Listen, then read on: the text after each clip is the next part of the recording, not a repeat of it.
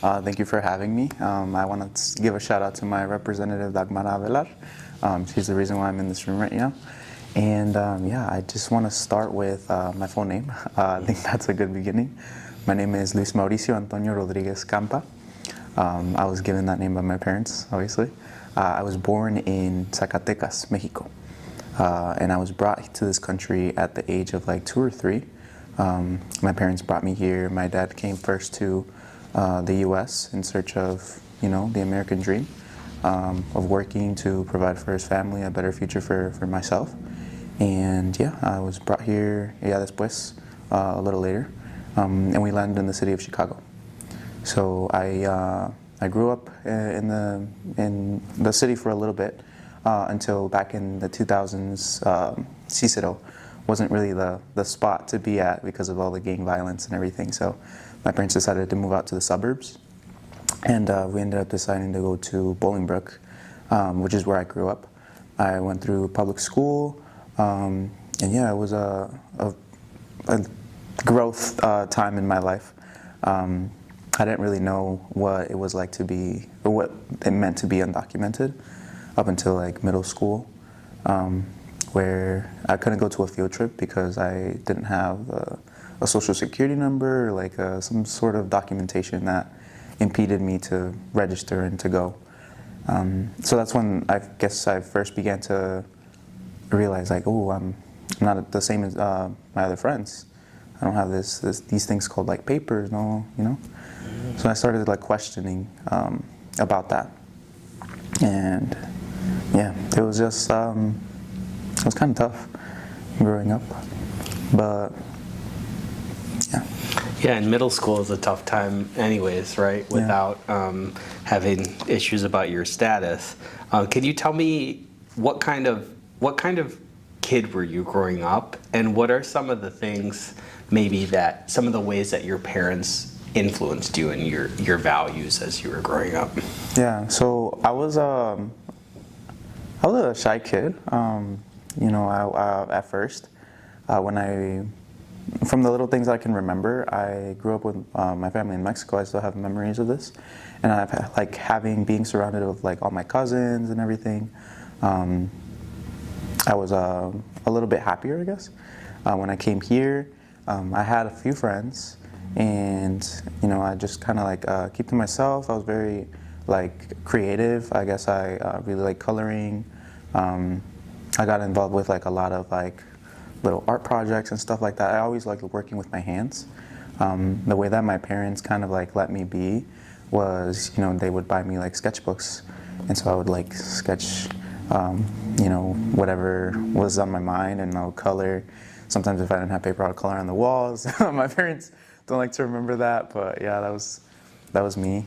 I grew up with a lot of the important values instilled upon me, like respect, and being kind to others. And I think a lot of that stems from my mom too, because she's a very most nicest ladies ever, and it was just always being a good kid. I grew up around the church, the Catholic Church, to begin with, and just going through that. But then there was a rough patch in our lives where we tried seeking help through the Catholic Church, and it wasn't really, we weren't receiving the help that we needed. So at a young age, I think I converted to Christianity. So I got baptized and everything, and so a lot of the faith that I have is goes deep in within my parents and my past. So Did your parents also convert? Yeah. So you my did friend, it together. Yeah, it was. My mom started going. She was I think looking for a job at that time, so she got a job cleaning a church, and it was a Christian church, and she was curious about because it's very different, the Catholic Church and the Christian church. Even though they were the same, we're all Christians. But yeah, she started going, and then she brought us along because we were little, and then the whole family started going. So that was that. And so Bolingbrook I'm interested in because, like I mentioned to you, I study Latino communities in the suburbs, and I know that Bolingbrook has changed quite a bit over the last, over your childhood, and it's continuing to change. Can you tell me what was it like being Latino growing up in Bolingbrook? That's a good question. I think that Bolingbrook has always been very diverse. I don't feel like it's always been a predominantly one race and another thing. I had friends from all different backgrounds growing up, and it was like a normal thing. I didn't really see the change until I went to like another school like Romeoville, where kind of the thing shifted. But being a Latino in Bolingbrook, I grew up and I went to the ESL classes.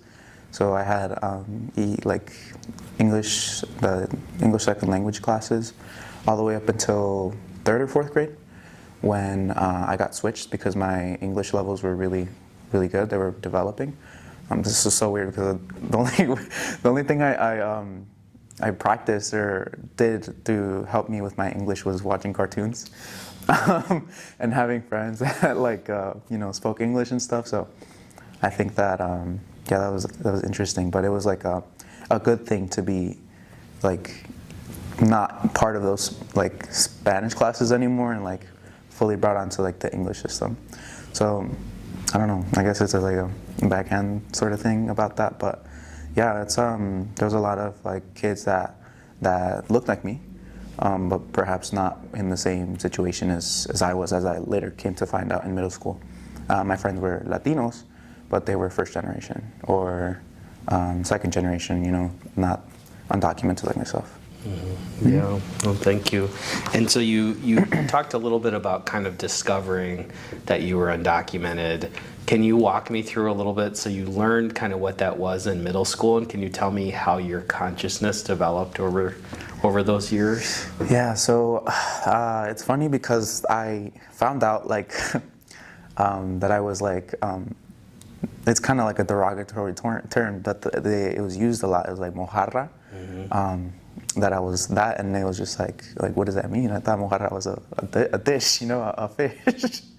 But yeah, when I found out that I didn't have papers, it was kind of okay, what? I don't know. I guess I started focusing on the things that I can't do. I got fixated on I don't have the same opportunities as other people. And it was kind of like a weight, a burden on me growing up. It didn't really affect me deep up until maybe high school and stuff, when I was starting to think about college. What am I gonna do? I thought this was me thinking before that I couldn't go to college. I couldn't get a job. I couldn't do all these things because of the lack of I guess I'll say it, the lack of information that I guess I seeked, because the information was there, but I don't know. I think I couldn't help myself at that time. But yeah, I got in contact with some friends that were in the same situation as me, and they kind of helped me. So shout out to those people. Shout out to Alessandra. She's the one that helped me get involved with the organization that I work for currently, Southwest Suburban Immigrant Project. She was undocumented, but then she was eligible for DACA. And I think around that time too was when this whole thing of DACA kind of brought a little bit of hope, but I didn't know much about it, and I didn't know that there was a certain age requirement, and once I became eligible, there was still that hesitation of if I apply for DACA now, the government's gonna have my information, and it's gonna be a little bit harder for me there's gonna be I'm gonna be on their list. And I had friends that had DACA también, and I was good for them, but then that misinformation of I thought I needed a lawyer and I thought I needed all this money to apply for DACA. Come to find out later that it was really simple just to go to a nonprofit organization like SSIP and do that stuff there. But just all this misinformation and kind of self-doubt, and combine all that with a person who was like had low self-esteem. It wasn't a good time. But I'm glad that the story progresses and gets better from there. Yeah, I think it's interesting for me to hear you say that you use words like shy and low self-esteem, and now I see you as, confident and like a leader. Can you tell me about that process? How did you go from being somebody who had that weight on you to somebody who started to kind of see his own power? Yeah, it took a lot of unlearning. I think that it's a mind shift change. I think that it's like a choice, that it's not easy to do by yourself. So that's why I don't want to give myself all the credit. There's a lot of people that helped me get to like where I am now. A lot of people that believed in me, like my parents. When I told them about like how I was feeling, it was kind of like they understood. They understood, and because of that, they wanted me to prosper. They wanted me to like see how they can help me, and include me in spaces where I was heard and I could grow. So a lot of that took place in like the church too, but mostly they were in like an MLM. So like trying to personal development is also something that they were trying to do too. So I got involved with that for a short time, but I think that the key things that I got from there is like you have the choice to better yourself. And it's just a choice that you have to make, and so I was like, okay, well, what can I do? What sort of things are in my current systems that I need to like kind of change for the better? And so I made those adjustments, and it's still a process. Like I'm still learning some things and how to build those better habits. But I think that it helped me a lot, and also like with SSIP, I think that it was like night and day. The change. SSIP, for about more than 5 years now, I've been working with them, and like I knew about them.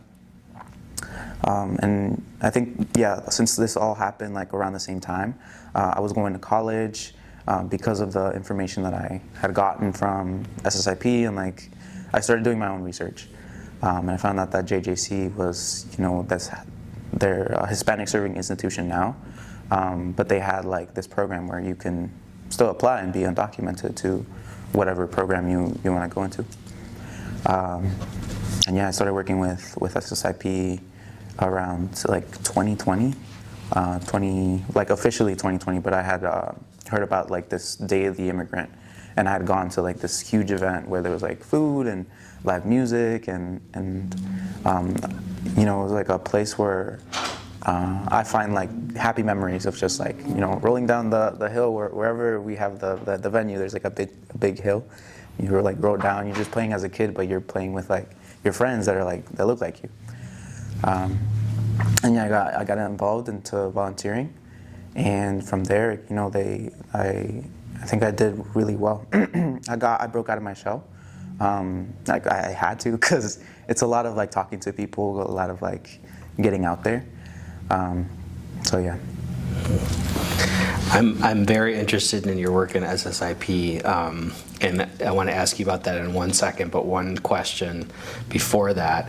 Could you talk a little bit about, you mentioned the church as a big influence in your family's life, mm-hmm. and a lot of Christian churches, like non-Latino Christian churches, there's sometimes a strain of looking down on immigrants. Mm-hmm. Could you talk about how maybe your faith and your church interacted with your kind of identity as being undocumented? Did you find support in your church, or how did those two relate to each other? Yeah, it was weird. I grew up in like the first Christian church that I went to was Spanish speaking. Mm-hmm. It was Centro Cristiano La Victoria. It's like a kind of like a branch of Living Water. Okay. In Bolingbrook. So there's the English church that we knew, and we went to for like big activities or big events or stuff like that, but our church was like behind it. Mm. So I guess like I didn't really think that it was like more of like a support, because I just grew up and I learned about the Bible and about Jesus in Spanish. But then, when we left that church, and we started like going with like our former pastors. They're like kind of like my mentors too. I grew up in many years with them, grew spiritually and as a person también. Shout out Marbella and Eleazar. But yeah, they live around here. I think they live in Cicero. But yeah, they're just like, it was just a smaller group, more close knit. And we would talk about these things. Like we would talk about like our immigration statuses and like what we could do. But it was more of like a neighborly sort of thing. Like this is what my experience is, and this is how I got my green card. And trying to seek out those resources and how we can adjust our status. I guess it wasn't until like recently when that kind of like changed for me, because I went back to Living Water, but we didn't go to the Spanish church. I think I like felt more comfortable going to the English churches. And yeah, immigration is something that like, it's a touchy subject, especially in the church, because it's like you don't want to offend others, and you might have a bias. But I think that how I believe is like Jesus was an immigrant. He went to these different places, and there was like border that he had to cross, but it wasn't frowned upon. I feel like if anything, he understands me in my struggle and like how I am, a foreigner, I guess, in this country, because they legally see me as like an alien. So I guess like, I don't see the big, I guess, anti-immigrant sentiment in the church as much, but it's there. I just haven't experienced it for myself. And if I, encounter people that have different ideas, I bring that up. Like, you say these things about immigrants, but Jesus was an immigrant. And, the things that you're saying are hurtful. So it's like, Jesus taught us to love thy neighbor. That's like one of the commandments. It's honestly one of the most important. So I know it's there, and thankfully I haven't encountered it like that. But it's kind of like ironic how people think that. And that's like like shame on you for bringing religion into immigration in a negative way. Yeah. No, that's really interesting. Yeah, thank you. So it sounds like the church has been very influential on you, obviously, and your family, and SSIP as well over the last 5 years. Can you tell me the story a little bit about how you took that step to actually get it? It sounds like the Day of the Immigrant was a big piece, but when you actually were like, I'm going to get involved in this organization, and how you've kind of grown in the organization, what kind of work you're most proud of. Tell me about those 5 years. Yeah, so I guess it started at Day of the Immigrant. Not my first time. I think that I did it, as just like, this is cool. Like, I'm going to help sell raffle tickets, because that was my first task as a volunteer, was selling raffle tickets.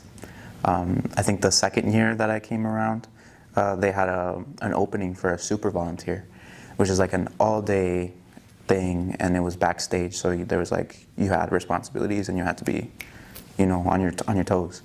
And so I guess I took that and I said, I'm in, count me in for this. And I did really well. I think that I learned a lot. And I learned a lot of like what it's like to work as a team in high pressure situations. And I think that they saw that. I was working a lot with Elizabeth, the co-founder. And yeah, we did our job, and we had a really great event. It wasn't until like later when they were looking for positions for census navigators in the organization. And Tanner Simeon Cox, he's now in Colorado now. But he called me up when I was in school, and he said, hey Louis, we loved how you were at Day of the Immigrant. I was, calling to see if you're interested in potentially like a more established role, a stipend sort of job, or, I was like, sure. I think I was working at a warehouse with my mom, but since I was going to school, it was like I was either going there full time or I was just like not working. So I'm like, okay, he's like, is this a part-time gig? You'll be learning a lot about like the census and and things like that. So I kind of like said, I'm in, let's do it.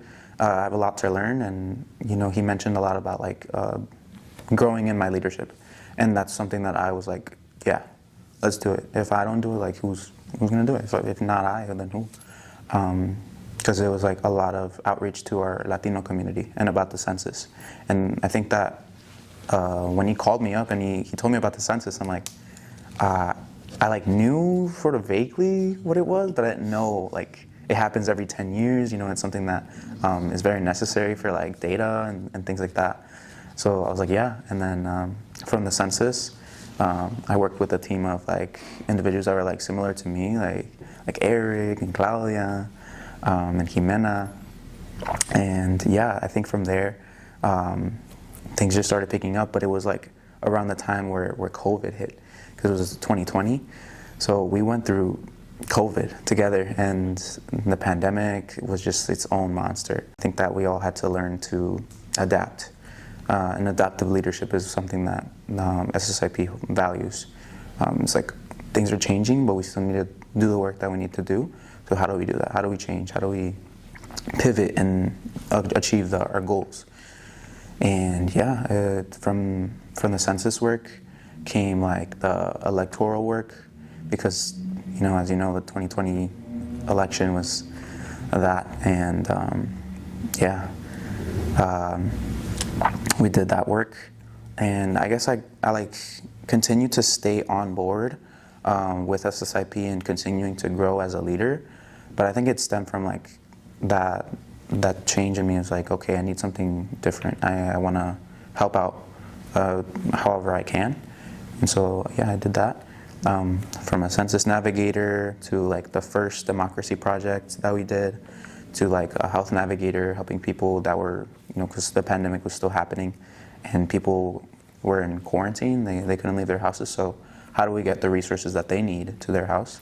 So we did a lot of the community health workers work. Mm-hmm. So I'm a community health worker. And then after that, I did my own democracy project in 2022.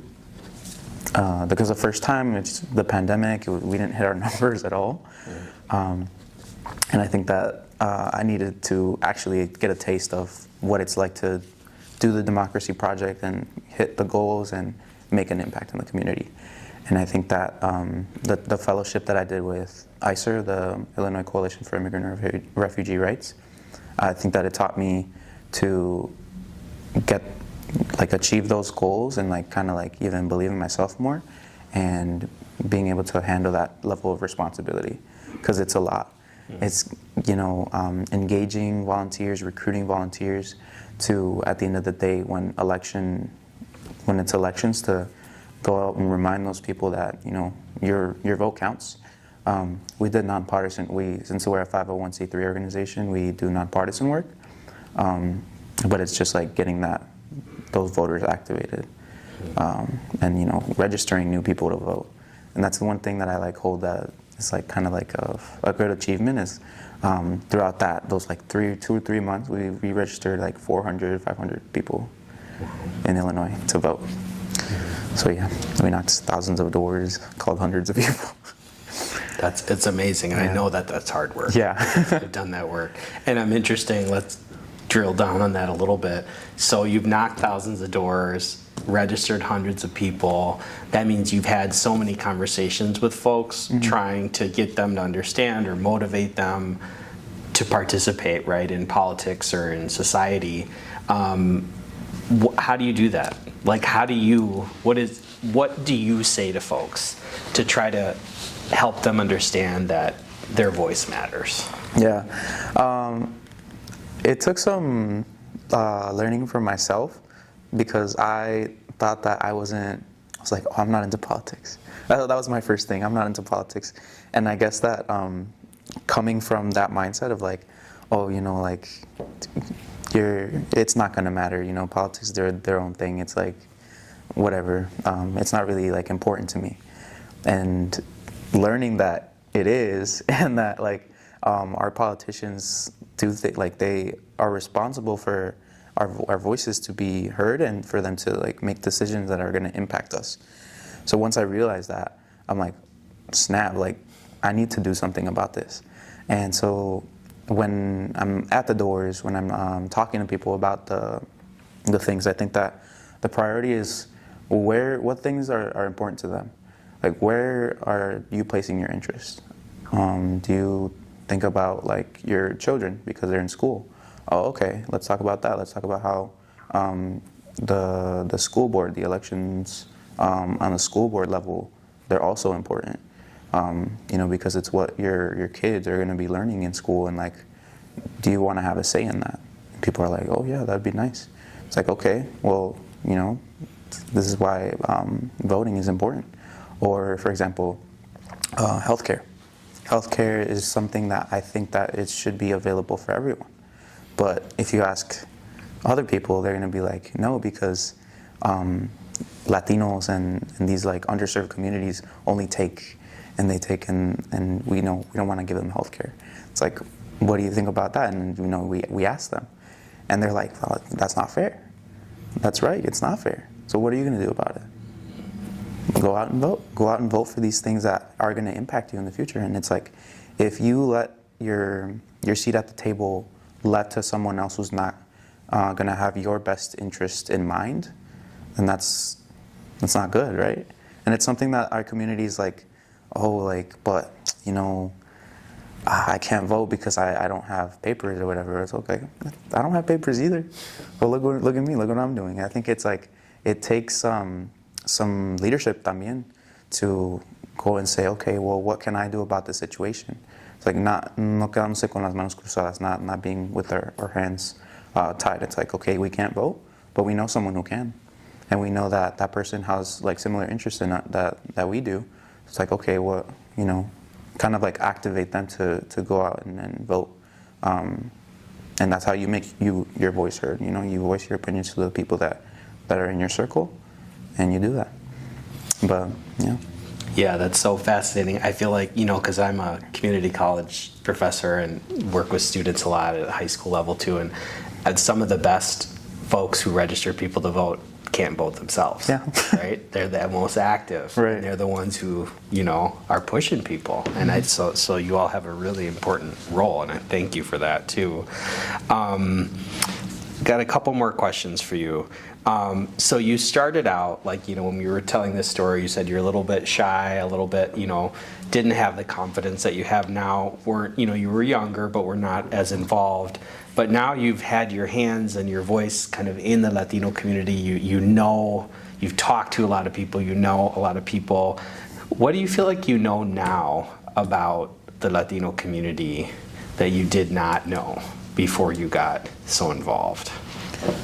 Yeah, that's a good question. I feel like the Latino community needs to like come out of the shadows, because it feels like they've been like, I'm speaking like for like people like my parents.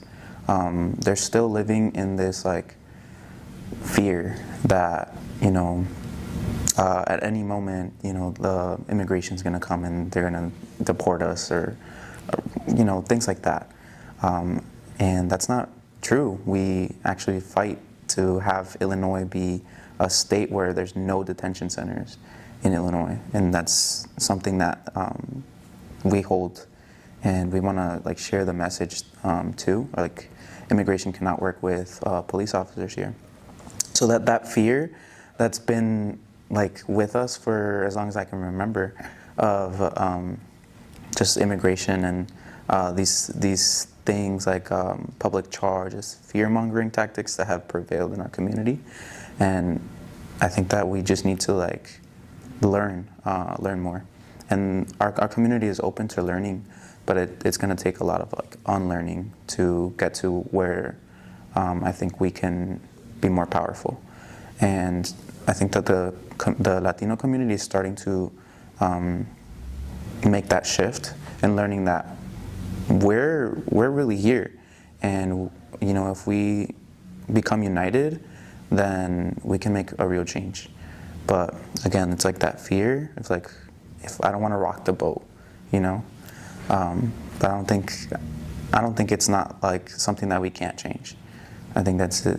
It's going to take the work that we're doing now and a little more to kind of like build that courage, that confidence in people, so that they can come out of the shadows and make their voices heard.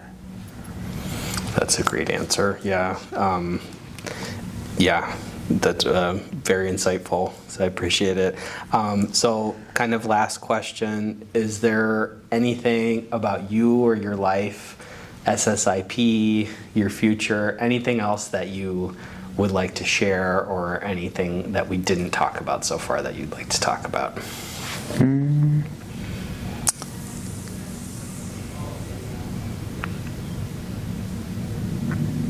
I want to be like I want my life to like mean something, you know? And I think that everyone does, but I want it like, I want my legacy to be like, si se puede. This is like so like cliche, like my story to mean something, not to make people sad, like, oh, you know, he had a sad upbringing and things like that, but rather focus on, yeah, I did have a pretty sad upbringing, but it's what I did with that. It's like I didn't give up, and I want to reach new levels that I want to put Latinos on the map. Not that they weren't already on the map, but it's like I want to do it for my people, my generation, and yeah, I want people to be like proud of being Latino and not shy, not like kind of suppressing it. I don't know, I have big dreams, but it's going to take a lot of hard work to get to that. And, you know, to whoever watches this in the future and is in that spot where it's like, oh, you know, they're having doubts about themselves, I'd say that, you know, just, you can do it. You can do anything that you put your mind to. It's just going to take some work, some inner work to do that. But yeah, they can do it.